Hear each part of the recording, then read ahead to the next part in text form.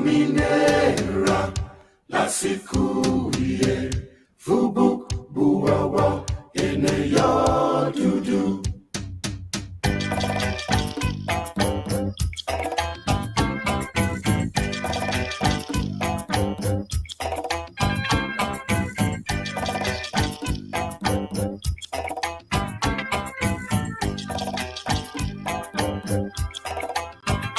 I'm hearing cries of frustration. I'm hearing cries of marginalization. I'm hearing cries of discrimination. I'm hearing cries of alienation. You've been all that and more.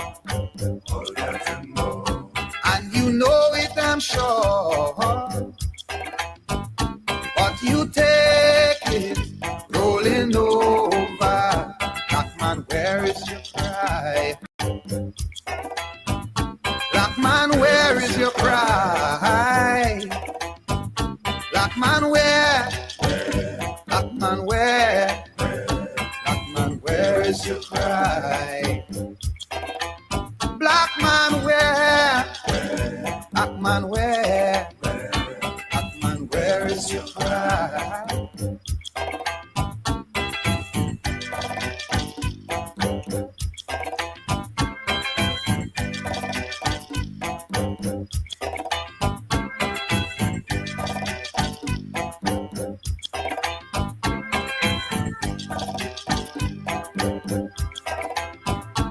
Systematic elimination seems to be our waiting flight. The complacency of the black man seems to make it all alright. I've seen all that and more. All that and more. And you've seen it, I'm sure. Yet we take it rolling over. Black man, where is your cry? Black man, where is your cry? Black man, where? Black man, where? Black man, where is your cry? Black man, where? Black man, where? Black man, where is your cry? Ominera, la sikuye, fubu, buawa, ene ya dudu. Ominera, la sikuye, fubu, buawa, ene ya dudu.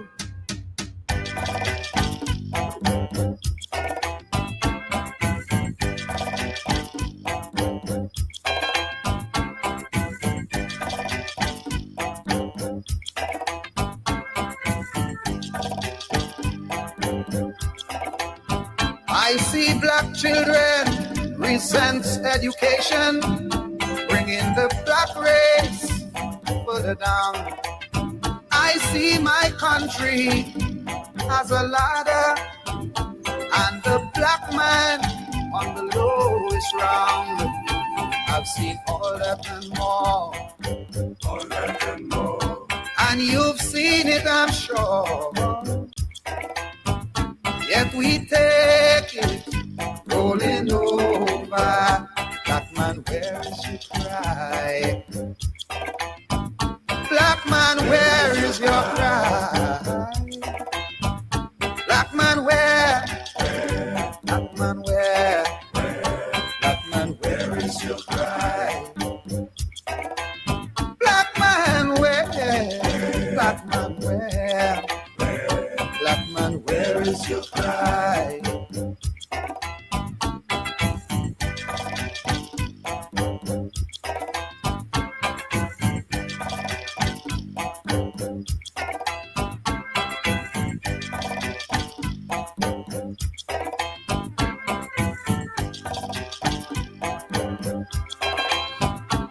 There's no practice of your culture. You take no pride in your race. While there's a struggle for identity, you would not stand and take your place. I've seen all that and more, all that and more. And you've seen it, I'm sure. Yet we take rolling over. Black man, where is your pride? Black man, where is your pride? Black man, where? Black man, where is your cry? Black man, where? In the yard to do.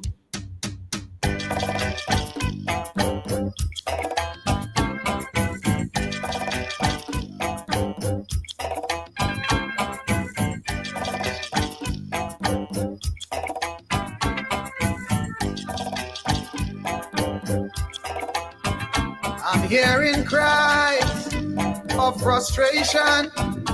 I'm hearing cries of marginalization.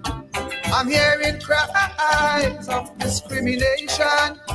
I'm hearing cries of alienation. You've been all that and more, all that and more. And you know it, I'm sure. But you take it rolling over. Black man, where is your cry? Black man, where is your cry? Black man, where? Black man, where? Black man, where is your cry? Black man, where?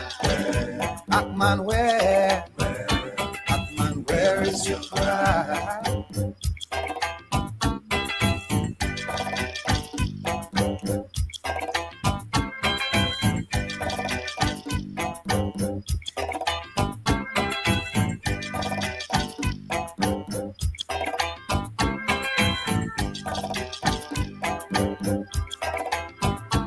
Systematic elimination seems to be always in flight. The complacency of the black man seems to make it all alright. I've seen all that and more, all that and more. And you've seen it, I'm sure. Yet we take it rolling over. Black man, where is your cry? Black man, where is your cry? Black man, where? Black man, where? Black man, where is your cry? Black man, where? Black man, where? Black man, where is your cry? Ominera, la sikuye, fubo, uwawa, ineyo dudu. Ominera, la sikuye, fubo, uwawa, ineyo dudu.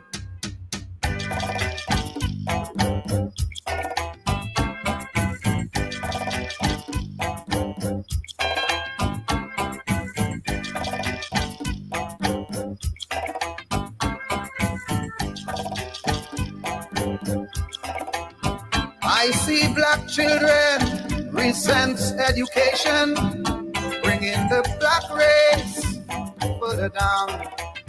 I see my country as a ladder, and the black man on the lowest round. I've seen all that and more, all that and more. And you've seen it, I'm sure. Yet we take it rolling over. Black man, where is your cry? Black man, where is your cry? Black man, where? Black man, where? Black man, where is your cry? Black man, where? Black man, where?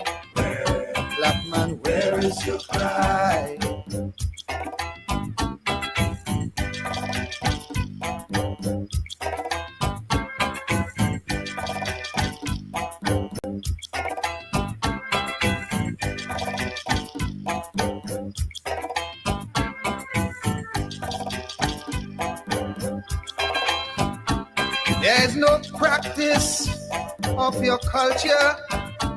You take no pride in your race. While there's a struggle for identity, you would not stand and take your place. I've seen all that and more. All that and more. And you've seen it, I'm sure. Yet we take rolling over. Black man, where's your pride?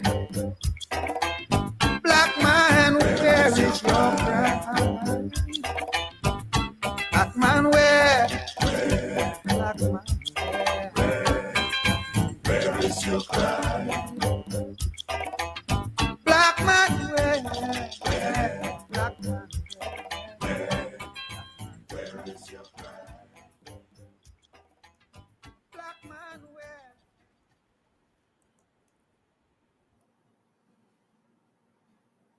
Black man, where is your cry? Systematic marginalization, alienation.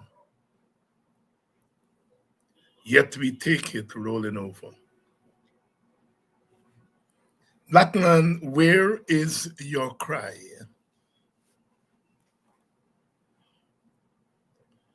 I see my country as a ladder and the black man on the lowest rung. Winston Peters, the gypsy. You know, some people in Guyana behave as though and people like me, the Ogunses, the Alexanders,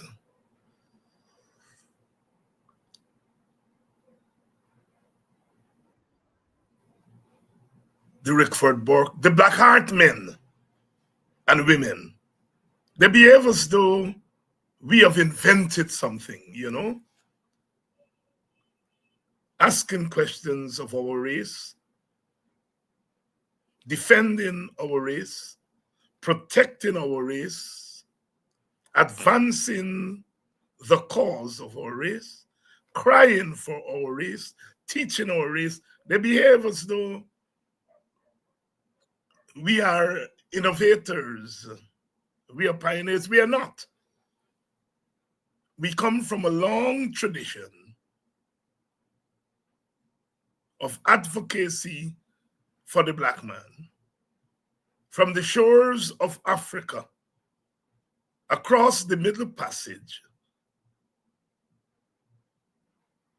through the 400 years on the plantation, coming through the colonial times and the post-colonial times to the present, there was always the voice, the black voice, the golden voice, the voice of resistance, the voice of affirmation, the black voice, saying to the world, we are what we are, and we are humans. We are not new, we are just part of a long tradition. And if the black voice is constantly loud, if the black voice is constantly pleading, if the black voice is constantly demanded, it is because the black voice has been a tortured voice. Tortured not by the black man and the black woman, but by those who one day use the laws, use the government, use economics to try to tell the world that the black man is not human.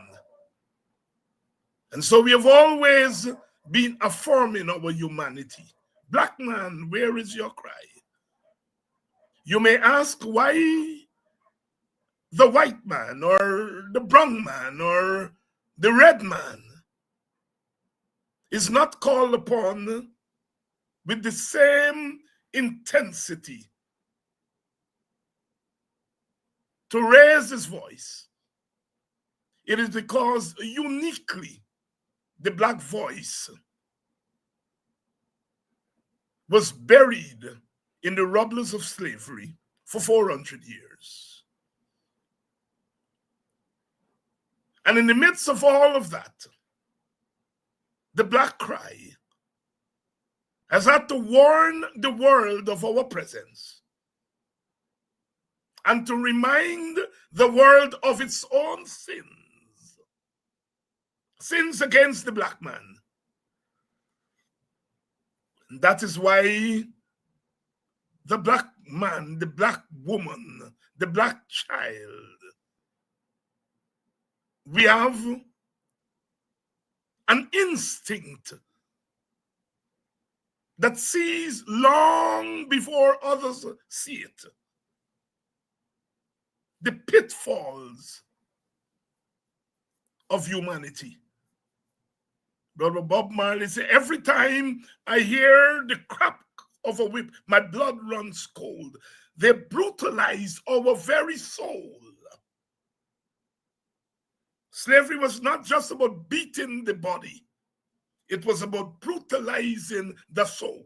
And the black soul triumphs. But it was constantly in the wake of enslavement. Constantly having to remind the world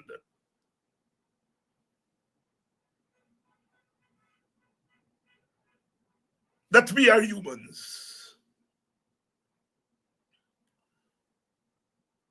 Sometimes you wonder why there comes an Edward Blyden, there comes a Marcus Garvey, there comes a Malcolm X, a Martin Luther King, there comes a Bussa, there comes a Kofi, an Akabre, a Damon, a Kwayana, a Rodney,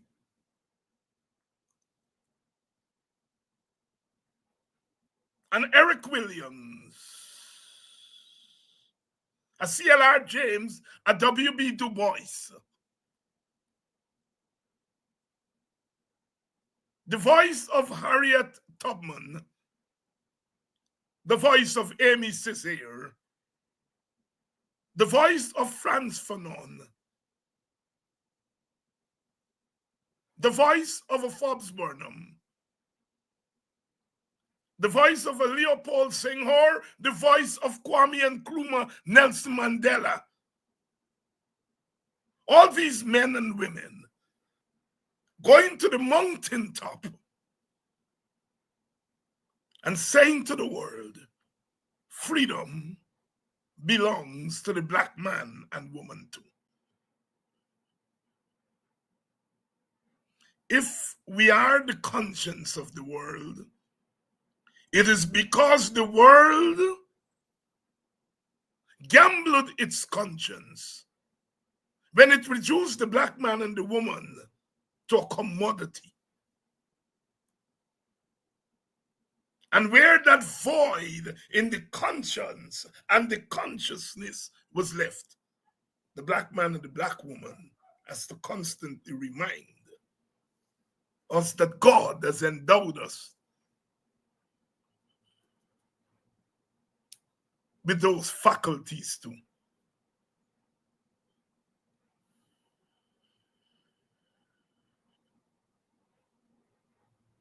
Today in Guyana, today in Guyana.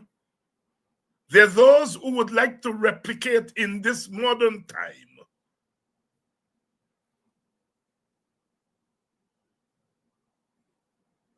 the enslavement of the African. Black man, where is your cry? Black man, where is your God? Black man, where is your leader? Black man, where is your power?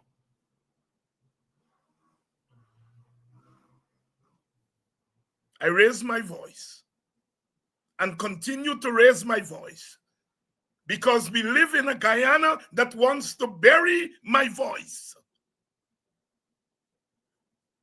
Martin Carter calls them assassins of conversation. Assassins of conversation. Dr. Hines, why you worry with this black thing? The young people don't want to hear about the black thing.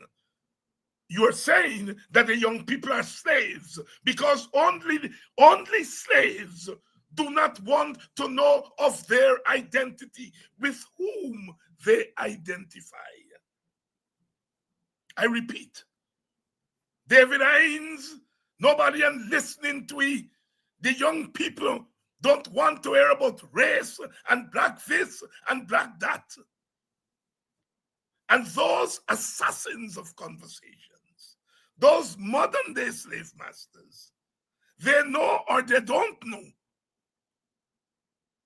that they are consigning the black youth, the black man, the black woman, once again to enslavement. I go to Robert Nesta Marley again. No chains around my feet, but I'm not free. Where is my love to be found? Where is my sweet caress? It must be somewhere out there. The shameless and shameful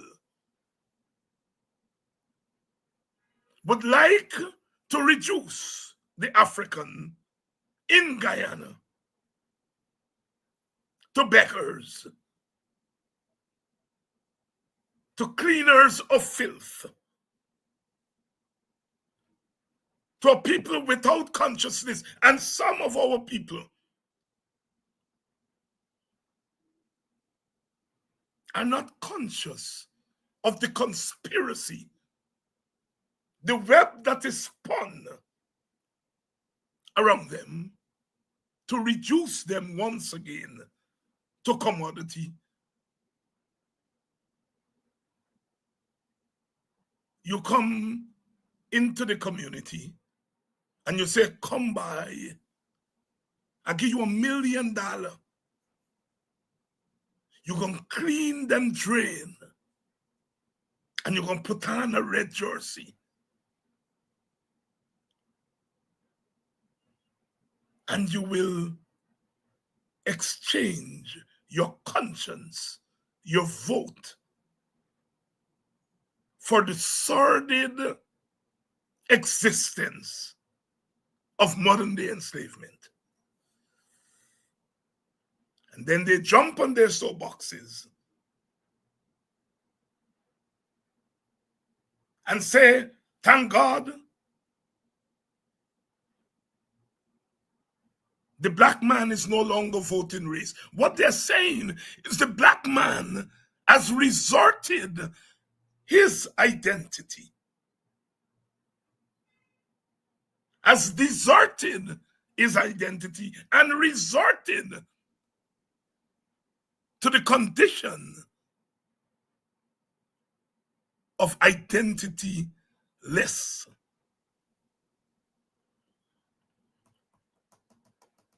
Black man, where is your cry? We will look back on September 1st sometime and say it was a moment of madness. We will look back on September 1st and say, Was it a moment of madness? Or was it a moment of willful entrapment? Was it a moment of not so willful entrapment? What is it? Historians, 20 years from now, 30 years from now, are going to be asking that question. It is not for me to answer those questions. I don't know the answer. But I do know Winston Peters, the gypsy, 40 years ago, sang, "Black man, where is your cry? Where is your cry?" I can only go to the mountaintop, as so many before me have gone, and to plead with my sons and daughters, my sisters and brothers,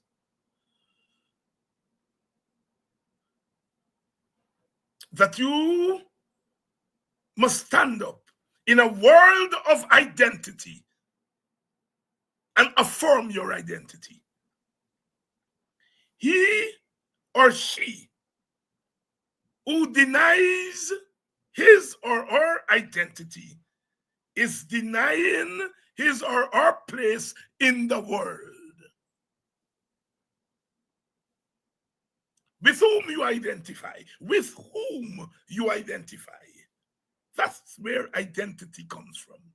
The world is a sum total of identities. Racial identities, ethnic identities, gender identity, class identity. The world is a place of identity. And when you deny your identity, you are giving up your place in the world. Black man, where is your cry? Systematic alienation. If there were one black man in the world, one black woman, we would be talking about the individual. But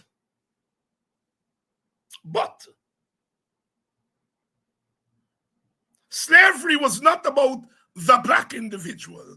It was about the black race. Emancipation was not about the black individual. It was about the black race. That is why when our foreparents got their little money, they pulled it together and they created communities. They created civilization. Black man, where is your cry?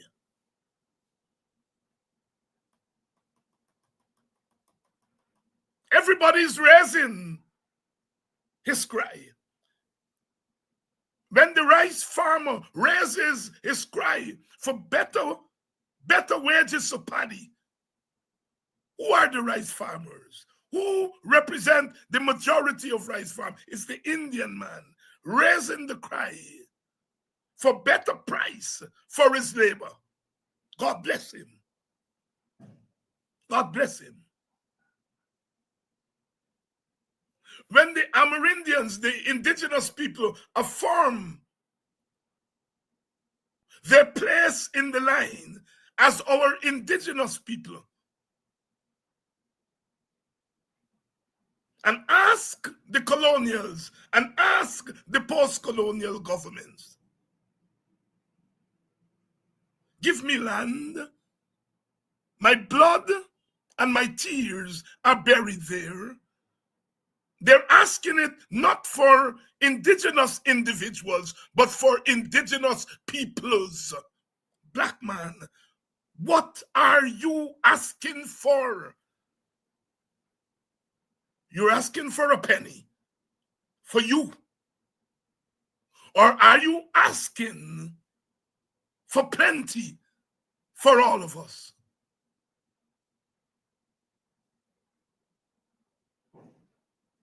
If you have 1 million, if you have 10 million, if you have 100 million, for 100 of us, you end up with 1 million. If you ask for 1,000, for you, you end up with 1,000.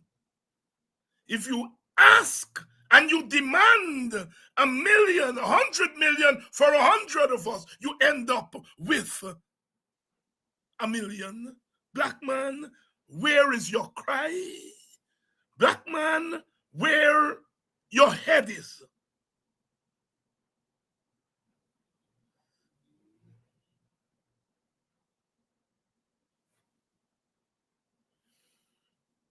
There's always been a tradition in the Black community of self-criticism.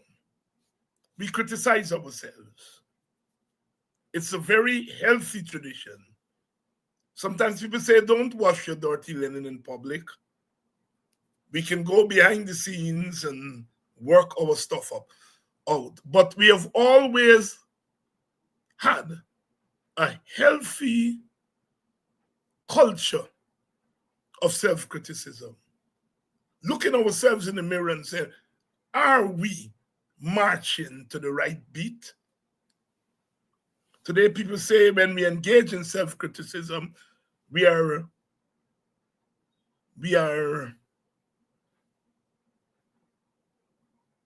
cussing the race. We are putting down the race.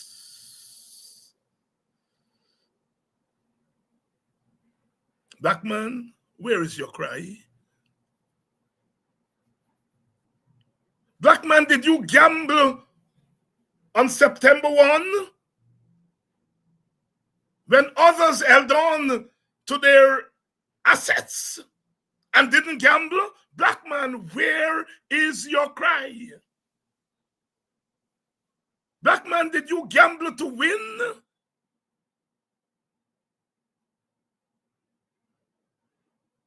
Did you win on September 1? Black man, where is your cry?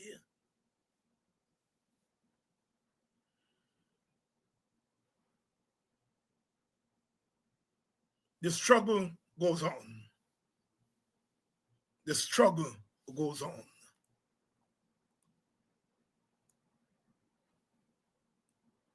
The struggle goes on. We can repair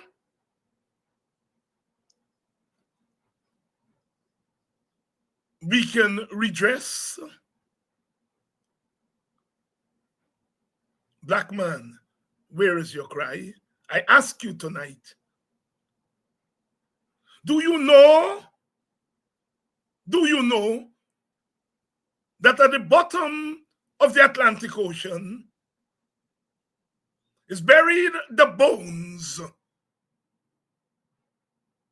of your foreparents who refuse to negotiate their dignity? Black man, where is your cry?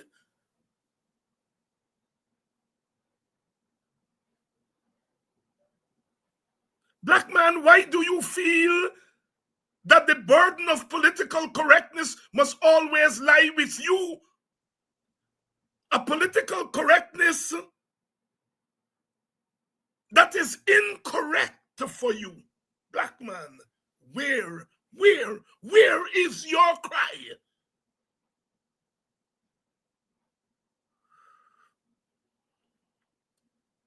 We did not struggle for freedom of choice, freedom of association, the right to free speech for others. We struggle for it for us too. And so each individual black man has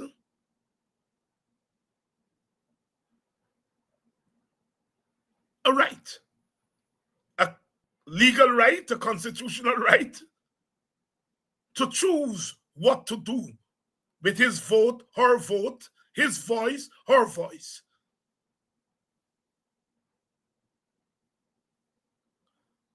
But freedom is not absolute.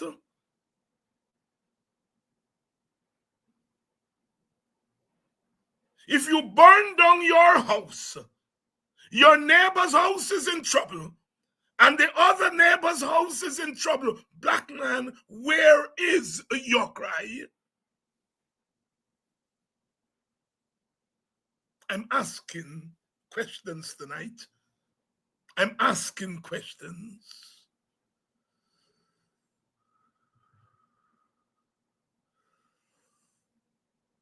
Pick yourself up. Dust yourself out and start all over again. The gypsy again. Pick yourself up, dust yourself off, and start all over again. Black man, where is your cry? Black man, where is your God? Black man, why are you taking it, rolling over?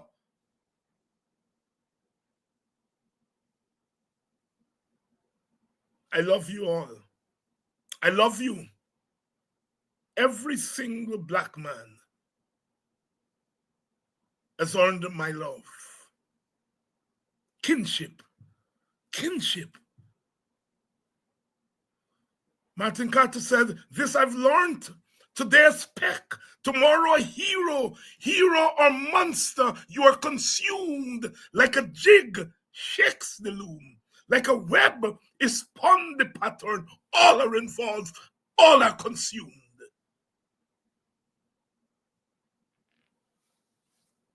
And for those who are daring to manipulate the black man and the black woman, taking advantage of their institutional weaknesses,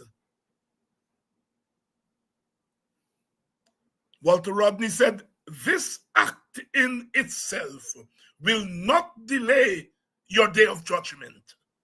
And judgment is coming.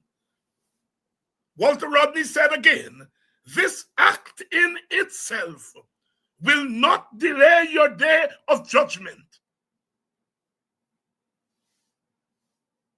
Maybe out of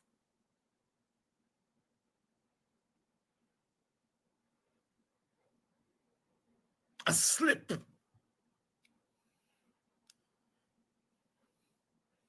will come something new and purposeful. Sometimes you have to fall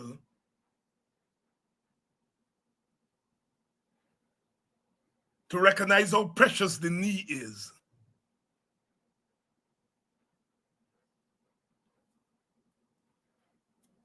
Black man, where is your cry? Good evening to all of you and welcome to Politics 101 tonight. We are doing it. This video will go far and wide. And those young people, they're trying to keep away from The Voice. They will not escape the reach of The Voice. That is the beauty of social media. It shall penetrate all those corners where they're trying to hide the black soul and the black mind. W.B. Du Bois wrote that seminal text, The Souls of Black Folk, the soul of black folk. That's what you have, the soul of the black folk.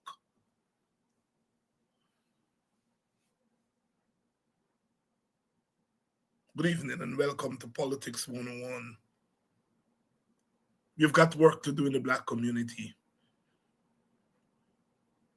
We have got work to do, and we are going to do that work. Against the odds, we are going to do that work. Judge us not, judge us not by the acts of omission of some of us.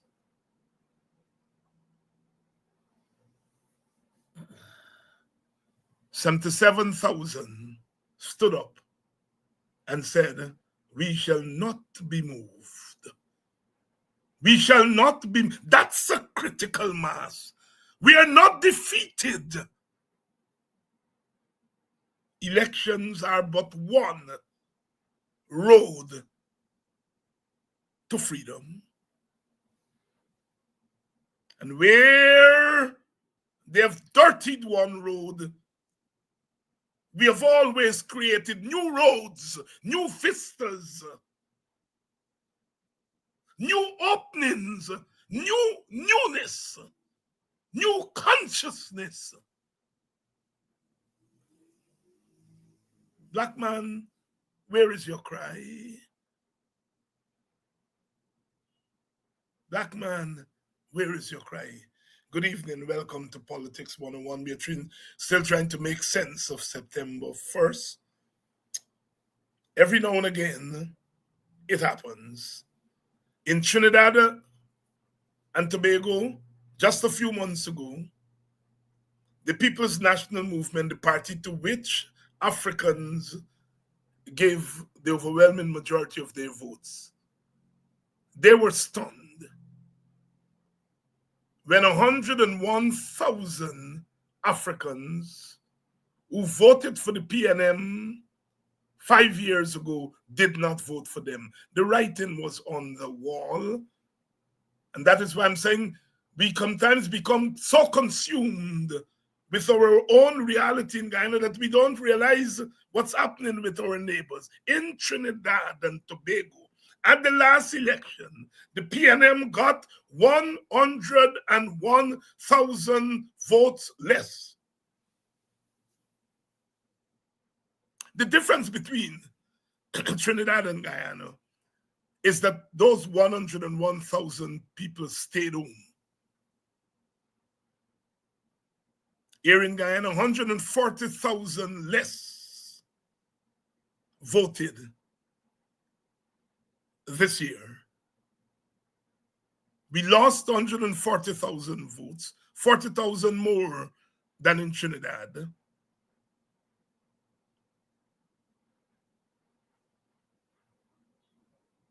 or 50% of them stayed home. The other 50% shifted their votes to another party, to a new party, to a new individual. Black man, where is your cry?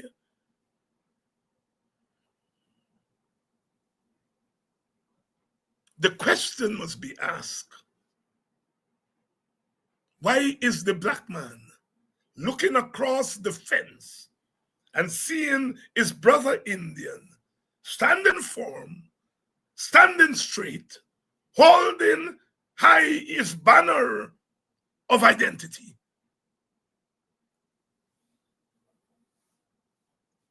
And some black men and black women feel that they can change the world on their own. We vote for change. We vote for change. Change from what to what? That's the question we must answer.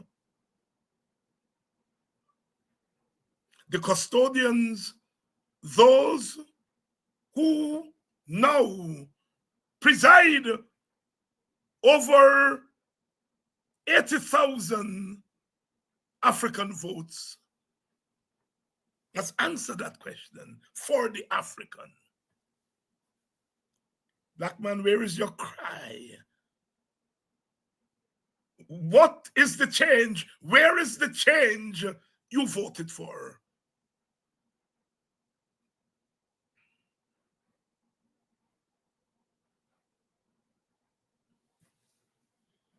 We are trying to make sense of September 1. And we are going to eventually do that. We are going to eventually do that. Black man, where is your cry? The Kaieteur News today, as they've been doing since the election, I think the Stablik News has been doing it too. They're looking at the figures. They're trying to figure out what happened in these elections.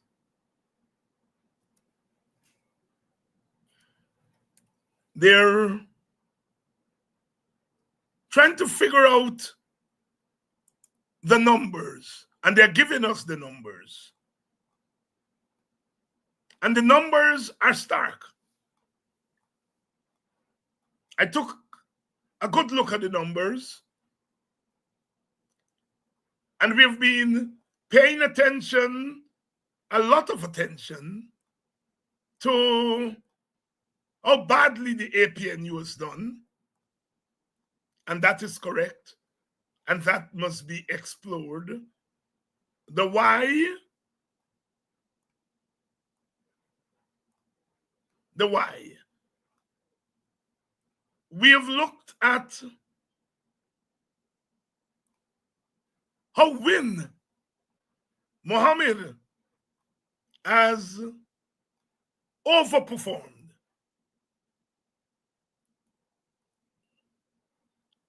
But in all of that, we have assumed that the PPP has won and they deserve to win and all that comes with that.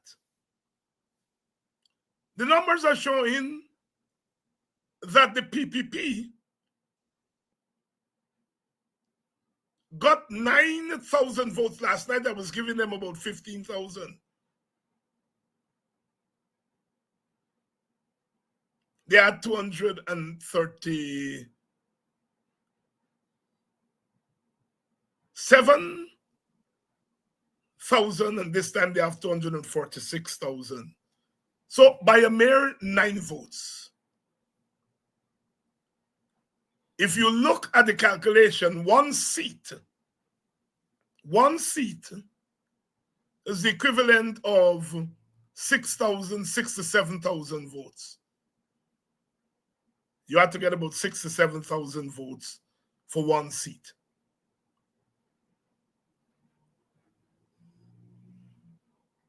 So that 9,000 increase in the PPP's vote really is only worth one seat.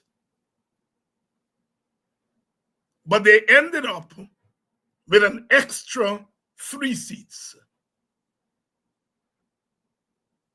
A mere 9,000 votes, in which it took about 6,500 to 6,800 or so for a seat.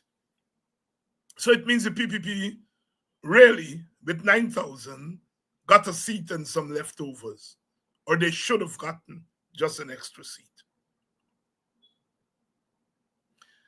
Had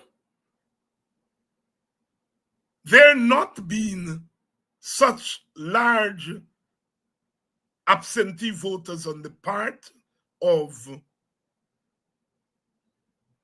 Africans, the PPP would not have gotten 2 extra seats.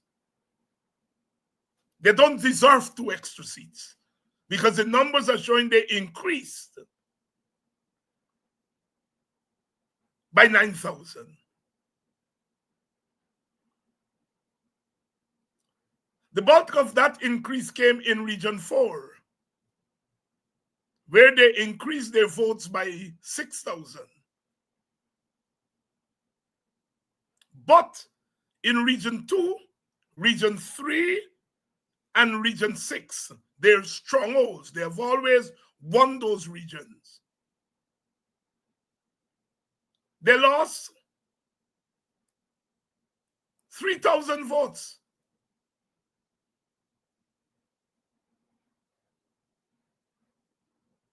So they gained 5,700. Let's put it round it off to 600 in Region 4 but they lost 3,000 in their strongholds. So when you knock off 3,000 from the 6,000, they're left with 3,000. And then they pick up 1,000 or so in region 1, another 1,000 in region 7, 2,000 in region 9, another 1,000 in region 8. And that is what carried them up to 9,000. Note, note, 9,000 is what they got. These are people who are telling us about landslide. 2/3 majority. Wallowing their mouth about what they don't know. Where were those votes coming from? The 9,000 that they got, there is circumstantial evidence that they got far less than they got because they misused and abused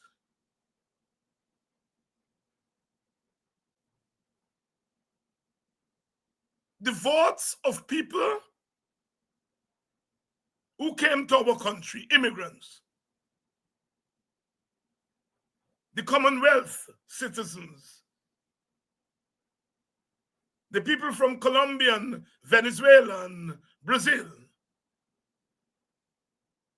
They abuse those votes. We don't know how many, but there is evidence, circumstantial, but also some real evidence that they abused those votes. We will never know.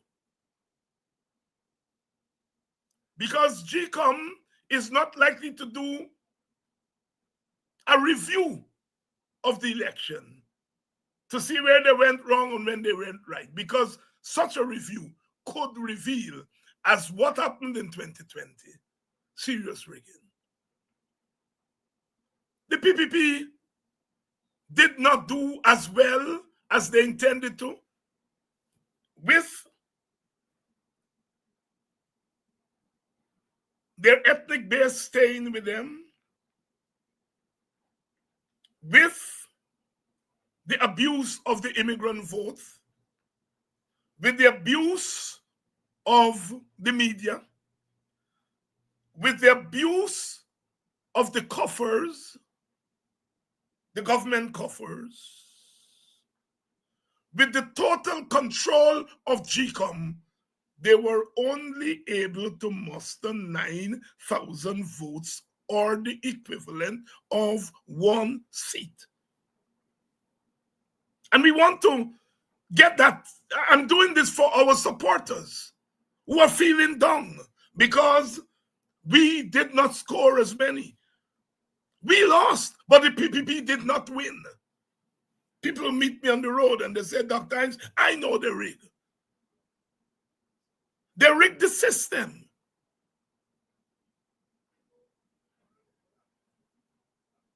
And so the point is that the PPP, despite all that they did, 92% of this coverage on the state media, 100% of the coverage in Guyana Times, about 50% in the independent media, and yet all they could muster is 9,000 votes. So relative to the opposition votes, you are tempted to say they did well.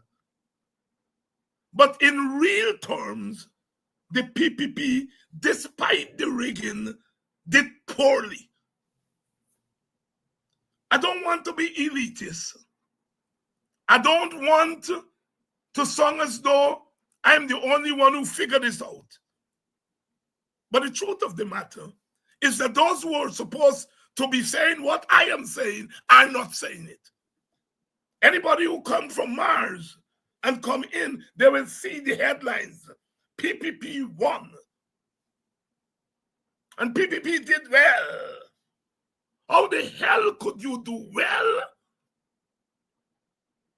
when you could only increase your votes by 9,000?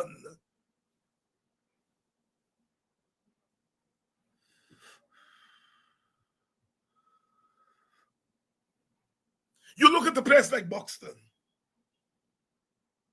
and the PPP, I think, about 200 and something votes in Buxton. And they promised to win Buxton by a landslide. What a lot of people don't know is that there is a small Indian community at Buxton Front in Buxton. And a lot of them had to vote at polling stations in Buxton.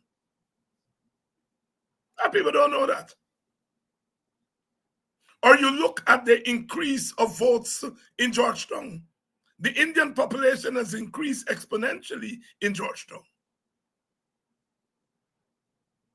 So you look at a place like Buxton and you say, PPP got 200 votes. Never mind, they said they will get 200,000 in Buxton.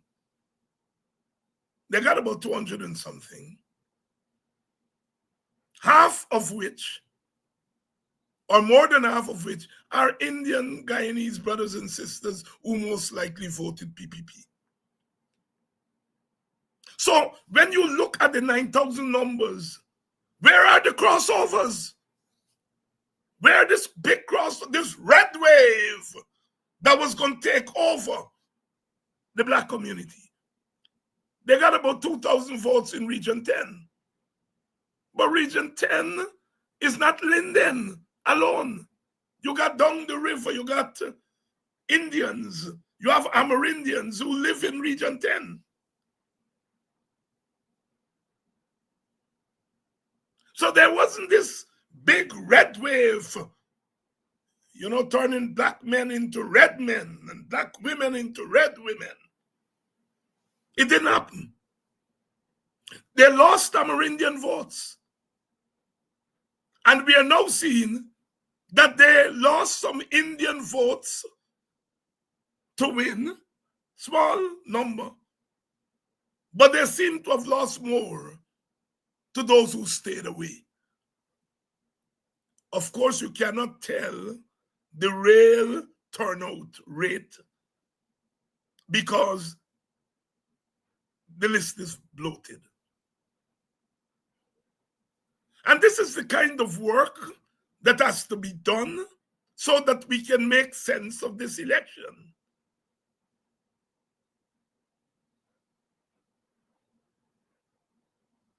The PPP just got 9,000 votes more than what they got the last time.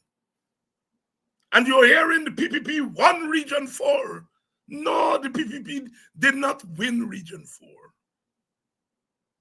The PPP got the most votes in Region 4. They increased their votes from 81,000 to 87,000. An increase of 5,700. When you take WIN's vote, APNU vote, the votes of the three smaller contestants, it comes up to 95,000 votes and more, 96,000. So the opposition won Region 4.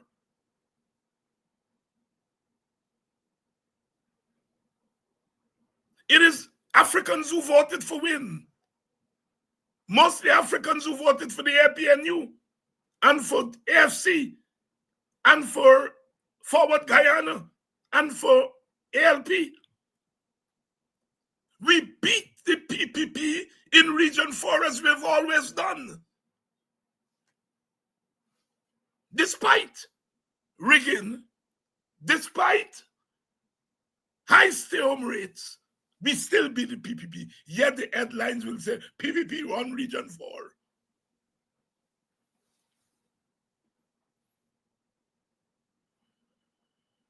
Sisters and brothers, I am going through this not because I'm a statistician. I'm going through it for those of us who feel that the world has ended. And I understand how you feel. We still have to do look at the numbers and do the analysis of the numbers. And the headline is not that PPP won with a majority.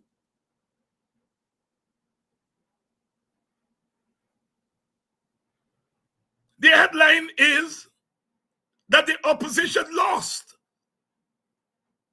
And there are factors that play into that loss. You had people like Freddie Kissoon and them screaming, Orphan Ali is God. He will go down in history as greater than Jagan and Burnham. And he will win 2/3 majority. You don't hear them saying nothing, them out zip.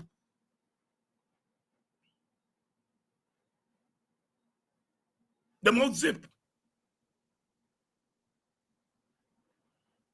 And as I've said, the African vote was split 3-way. Win got about 85,000. APNU was quick behind there with about 77, 78,000. 78,000. When you had another 9,000 by the three smaller parties, that takes the non-win vote to 87,000. And then we had about 60,000. What we are seeing, we are computing what we got the last time, what we got now. So the African vote went 3-way. Stay home, APNU, and win. That's what the numbers are showing. But if you came from Mars and you look at the newspapers, you will feel that Win won 90% of the African vote. That's all. That's all. It got about 1/3, at most 40% of the African vote. Let not your hearts be troubled. The elections were a disappointment for APNU. And I am not rushing to the reasons. They're anecdotal reasons. There are some reasons you can see with your naked eye. But we have to take time to get beneath the numbers. So the African vote went 3-way. The Stay Home and APNU and Win got about the same number of votes. Win pipped them by a couple thousand. Because remember, Win got 20,000 votes from the hinterland communities. Then they got, I would think, they got a good 5,000, 6,000 based on what you've seen with the naked eye from the PPP, from Indian Guyanese. So Win would have gotten about 25 to 30,000 votes from Amerindians and East Indians together, which leaves them with about 79,000, 80,000 African votes. The APNU got 77, they're almost kush. So when the excitement is done, we have to soberly go through the numbers and see what they are. If half of the 60,000 or so who stayed away, who voted for us the last time and stayed away, if we had gotten about 40,000 of that 60,000 that stayed away, it would have taken APNU to 117,000, which would have been a few thousand more than Win. The APNU got buried, if you can say that, not just by Win, as they would have us believe, They got buried also by voters who stayed home. Everybody's saying, the APNU should do this, the APNU should do that. The APNU lost votes to those who stayed home, lost votes to those who voted for Win. And if you think you can go to those two publics and carry the same message to get them back, you're fooling yourself. But you already hear people saying, Norton must resign. That will solve the problem. The Win voters will come back. Norton resign, the Win voters will come back. The PNC, I am not saying that Norton should resign. Don't get me wrong. I am not into that conversation on whether Norton should or should not resign. I am not into that conversation. But I'm just saying that those who are calling for him to go, many of whom are on the other side, they want to dictate on this side. What should happen? Are they calling for Barrett Jagdeo to step down? Because as the campaign manager, all he could get after $30 billion, after all the vote buying, and after all the rigging, 9,000 votes, are they similarly calling for Jagdeo to go? No. Different value system. Different value system. Hypocrites and parasites, Bob Marley called them. But I'm not interested in the conversation on whether Norton should go or not go, partly because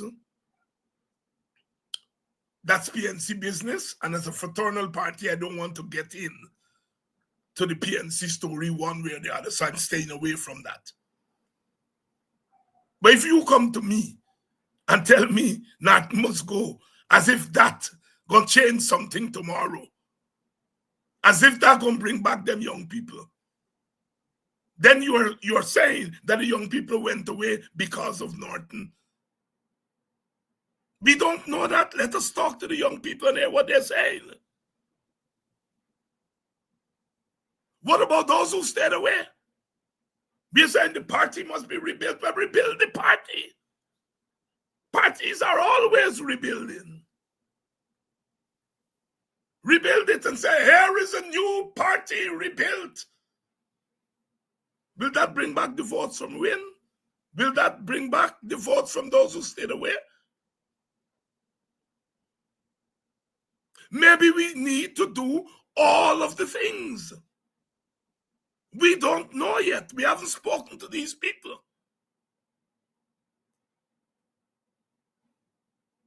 But you see, the political elite, the information elite, the chattering class, as they call them in America, always look for the easy way out. Because they have a thesis that the young people went to Win because Norton was uninspiring. That was their thesis. So, logically, it follows that if Norton goes away, the young people will come back. It is simplistic. Again, I'm not getting into PNC business because some PNC people are saying Norton should go. And I have to respect that.